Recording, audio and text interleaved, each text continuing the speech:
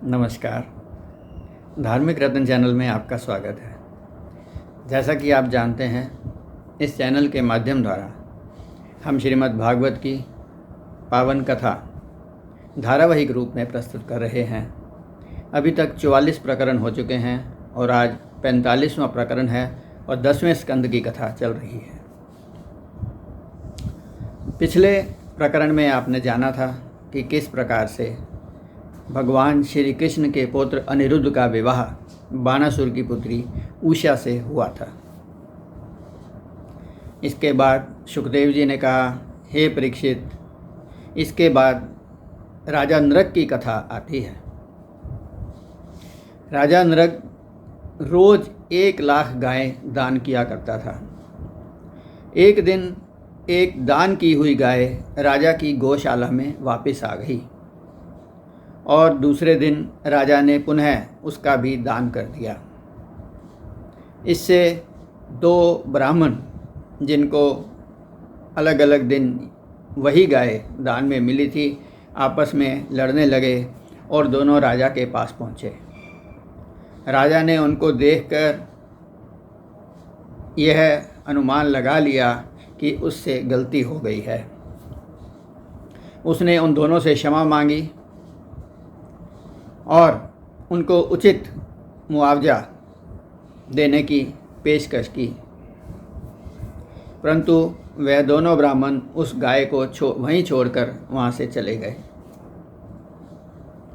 राजा की मृत्यु के बाद धर्मराज ने राजा नृग को कहा कि हे राजन, यद्यपि तुमने सारा जीवन अच्छे कार्य किए हैं, परंतु एक गाय दान दी हुई गाय को दोबारा दान देने का जो तुम्हें पाप लगा है, उसका तुम्हें दंड अवश्य मिलेगा।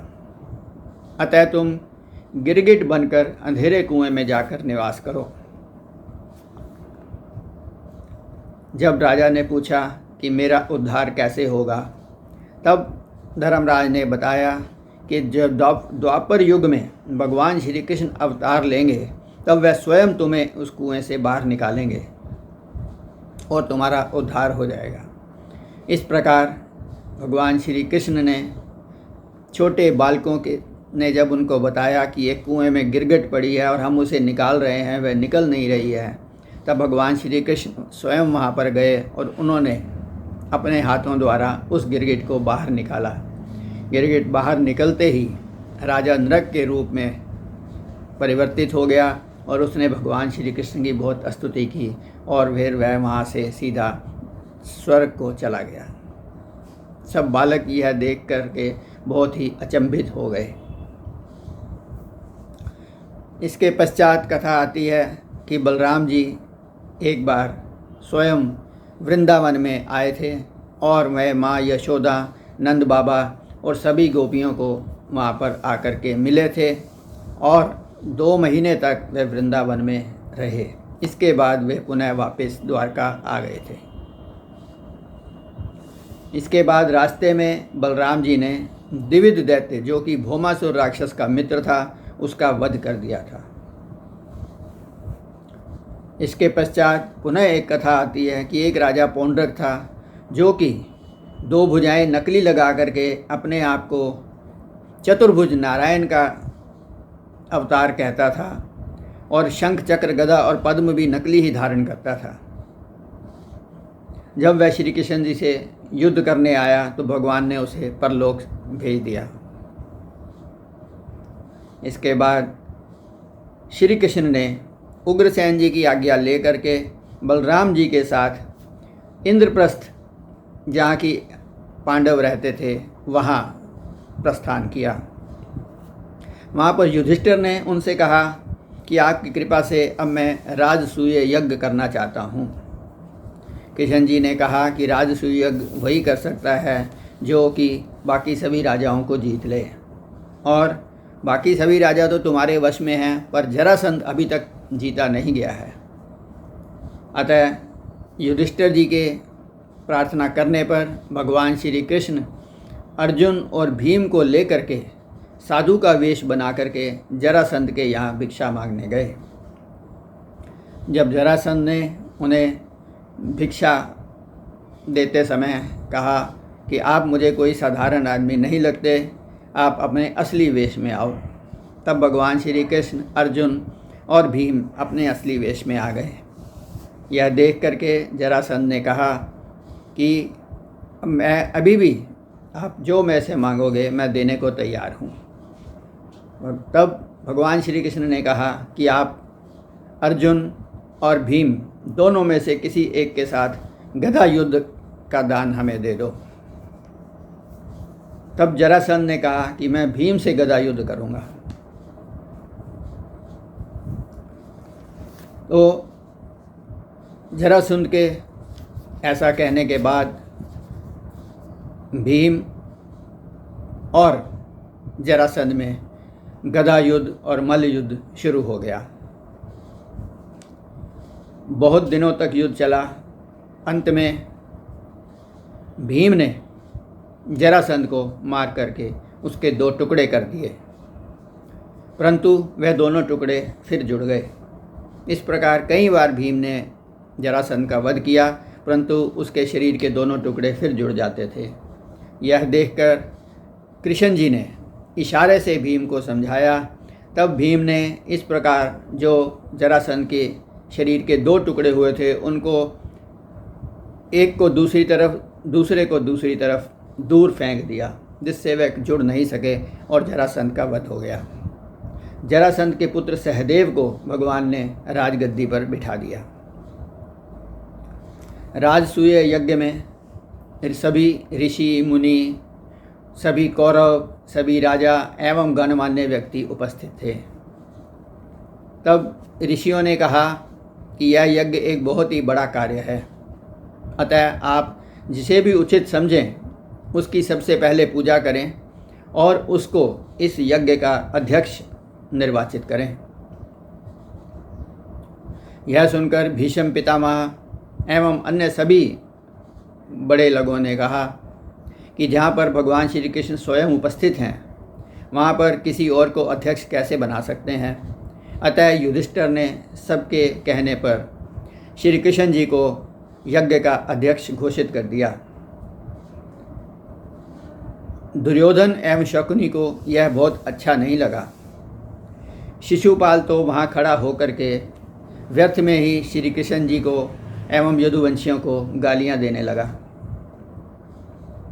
बलराम जी ने जब उसको, यदुवंश को एवं श्री कृष्ण को गालियाँ देते देखा तो उन्होंने उसे मारने के लिए अपना हल आगे बढ़ाया।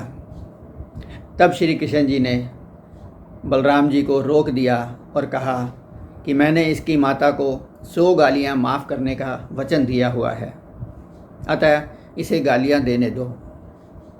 जब 100 गालियाँ पूरी हो गई तो श्री कृष्ण ने शिशुपाल को चेतावनी दी कि अब अगर तुमने और गाली दी तो ठीक नहीं होगा। यह सुनकर शिशुपाल बोला कि तुम तो ग्वाले हो, मेरा क्या कर लोगे। ऐसा कह करके उसने बहुत सी और गालियाँ श्री कृष्ण को दी। तब भगवान श्री कृष्ण ने सुदर्शन चक्र से उसका सिर काट दिया। इसके साथ ही शिशुपाल की मुक्ति हो गई और वह अपने 3 जन्म पूरे करके वापस भगवान का द्वारपाल जय और विजय के रूप में उपस्थित हो गया। इसके बाद युधिष्ठिर का राजसूय यज्ञ श्री कृष्ण जी की अध्यक्षता में निर्विघ्न संपूर्ण हुआ। इस प्रकार आपने देखा कि भगवान श्री कृष्ण ने 100 गालियाँ शिशुपाल की माफ़ कर दी और अंत में उसे वैकुंठ में वापस पहुंचा दिया। हमने आपको शुरू में, कथा के शुरू में बताया था कि जय और विजय को श्राप मिला था कि वह 3 जन्म तक असुर बनेंगे और स्वयं भगवान उनका वध करेंगे। शिशुपाल का यह 3रा जन्म था और इसके बाद वह वापस वैकुंठ में अपने स्थान पर स्थित हो गया। इस प्रकार आपने देखा कि इस कथा के अंदर जरासंध का भी वध हो गया। और पांडवों का, युधिष्ठिर का राजसूय यज्ञ संपूर्ण हुआ। आगे की कथा हम आपको अगले प्रकरण में सुनाएंगे। तब तक के लिए हम 2 मिनट के लिए भगवत भजन कर लेते हैं। राधा रमन राधा रमन राधा रमन कहो,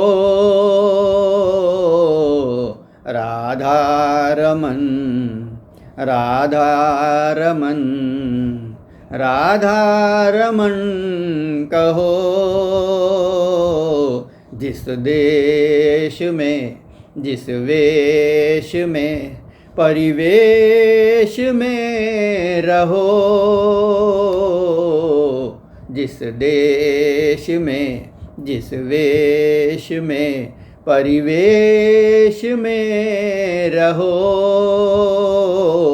राधा रमन राधा रमन राधा रमन कहो। जिस रंग में जिस ढंग में जिस संग में रहो, जिस रंग में जिस ढंग में जिस संग में रहो, राधा रमन राधा रमन राधा रमन कहो, राधा रमन राधा रमन राधा रमन कहो। नमस्कार, धन्यवाद।